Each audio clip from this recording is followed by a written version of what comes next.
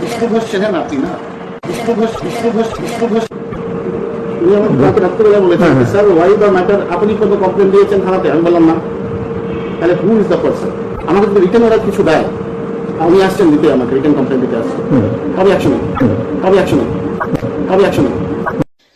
আর এই সাদা হারামি ঘুষখোর স্টেট ব্যাংকের মালদা ব্রাঞ্চের 2018 সালের চিফ ম্যানেজার উজ্জ্বল কুমার চোরের সঙ্গী স্টেট ব্যাংকের সঙ্গে বিশ্বাসঘাতকতা করে প্রতারণা করে স্টেট ব্যাংক থেকে টাকা চুরি করে যে চোরটা ধরা পড়েছে, সেই চোরকে বাঁচাতে তুই চুরির ঘটনাই চেপে দিলি। স্টেট ব্যাংকের সিকিউরিটি ব্যবস্থার ধজ্জিয়া উড়িয়ে আইনি পদক্ষেপ না নিয়ে তুই সিসিটিভি ফুটেজও চেপে দিলি।